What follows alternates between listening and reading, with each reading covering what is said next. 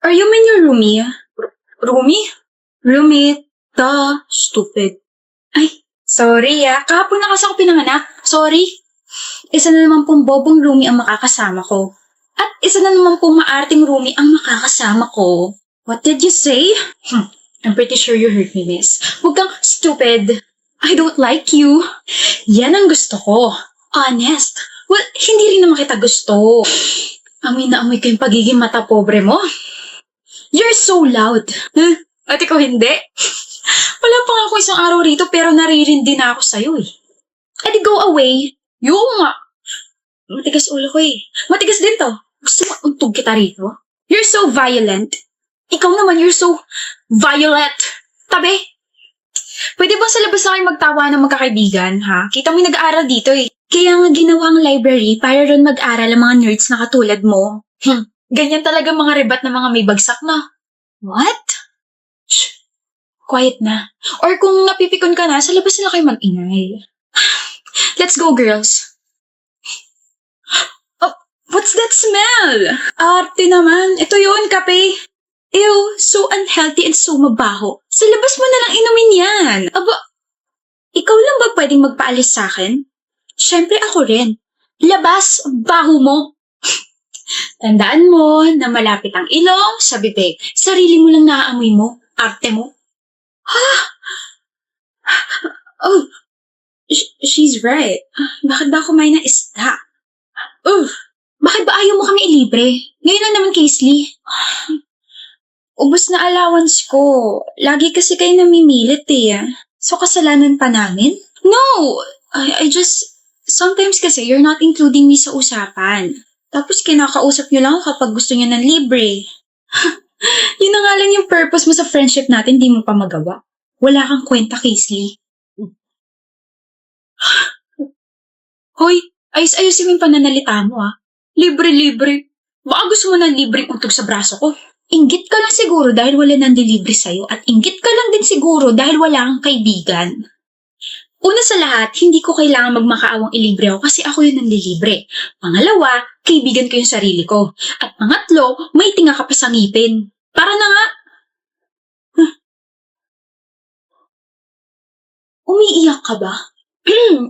Napuwing lang ako. Hipan mo sarili mo mga mata. Why did you help me? Kasi ang helpless mo tignan kapag kasama mo sila.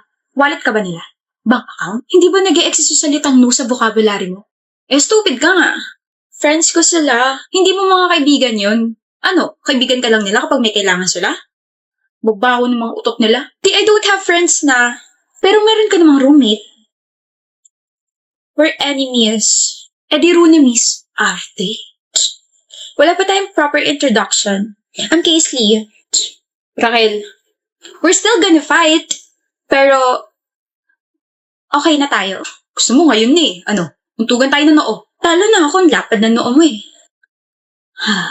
Huwag na pala. Mga ngalay yung bato ko, liit mo Hi, miss. Nandiyan ba si Gabe? Sino yun? Si Gabe Mercado, yung gwapong mataling masungit. May ibibigay kasi ako sa kanyang buttered shrimp. Binili ko to.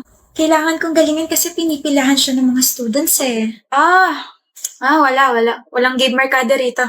Pero sabi nila, dito raw yung department niya. Wala nga, may asawa na yun, may sipon, baka mahawa. At saka, umakit yun na 7th floor, di na bumalik. 3 floors lang tong building na to. Alam ko. Kaya nga di ba sinabi ko, walang Gabe Mercado rito. Gabe! Sabi mo walang Gabe Mercado rito. Hello? Tawag mo ako? Ano? Buntis ka? Sige, good luck. Why did you do that, Fiona? Iyak ka na naman sa English mo I did what? 3 words yun. I'm so genius. Bakit mo sinabi wala ako rito?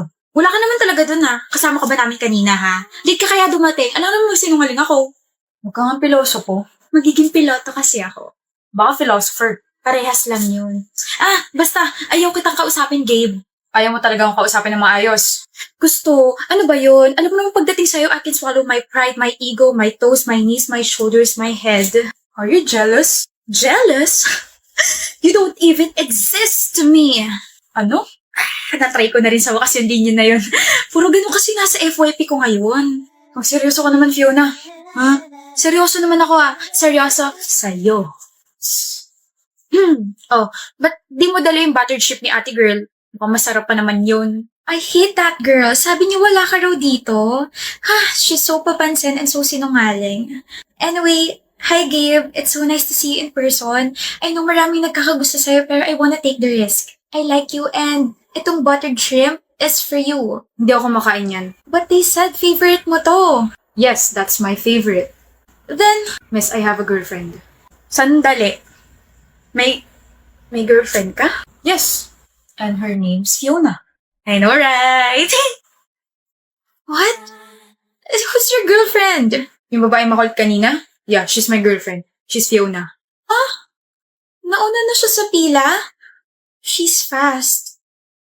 Paano siya mauuna kung never naman siya pumila? Sa kanya na ako simula pa nung una. But this buttered shrimp. Hindi ako kumakain ng buttered shrimp kapag hindi luto ni Fiona. Sige, miss. Mag-go ahead. Epal mo naman.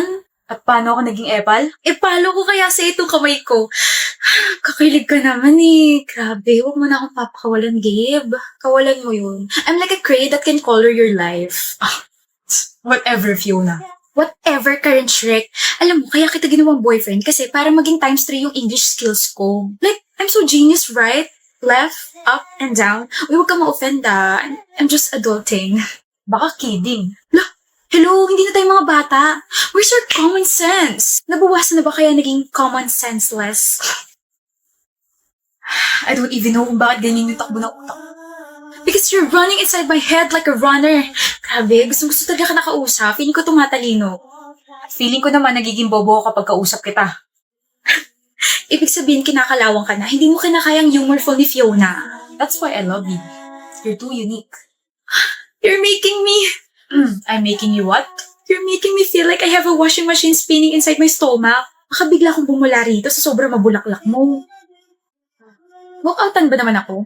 He's like the lowest pagdating sa sense of humor. He's humorless. Okay, so later on, I'm gonna group you into... Good morning, ma'am. Yes? May I excuse Ellie Natividad? Boyfriend mo? No. Why? Bibigay ko lang po yung pagkain niya. Ako wala.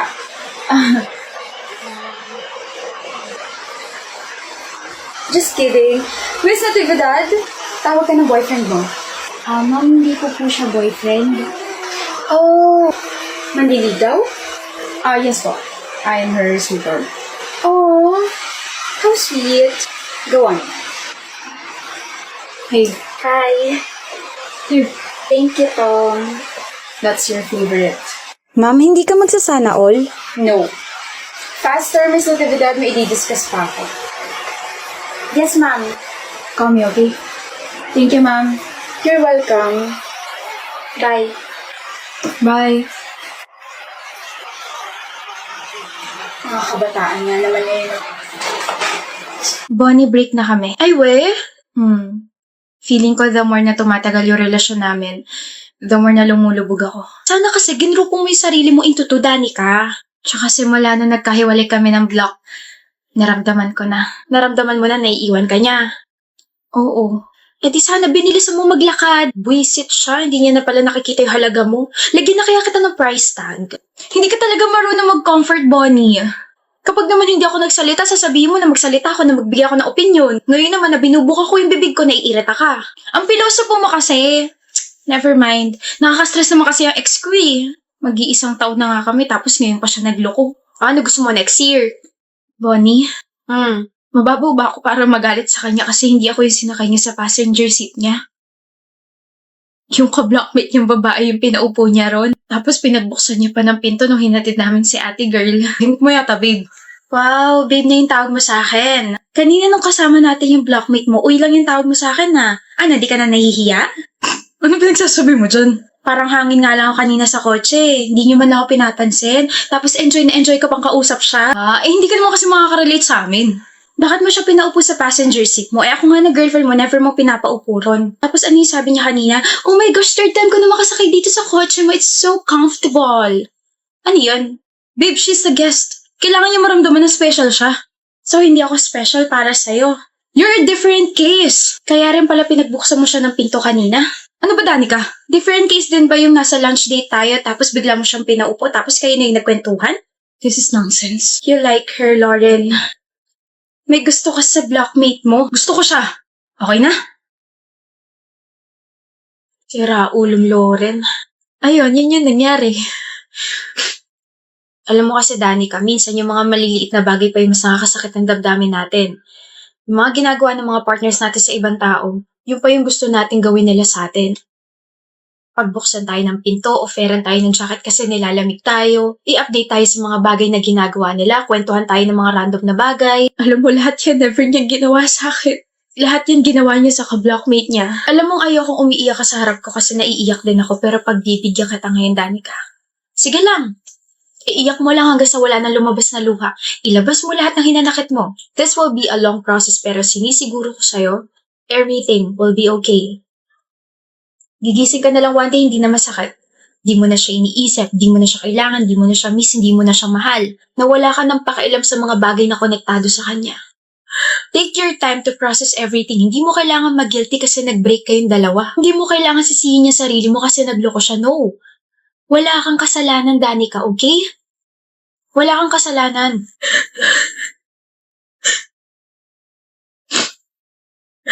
Anak nang lalo pa nga naiyak. Alam mo, Bonnie, ang pangit mo magseryoso. No? Lalo ko naiiyak. Just my 2 cents. Pero sa sobrang dami ko sinabi, parang deserve ko ng 500. Wait lang. Joke lang, huy. Niloko ka na nga, papaloko ka pa sa akin.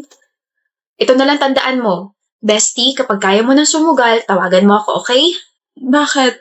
Para makapaglaro tayo ng pusoy. Bonnie! Joke lang, joke lang. Unggoy-ungguyan na lang.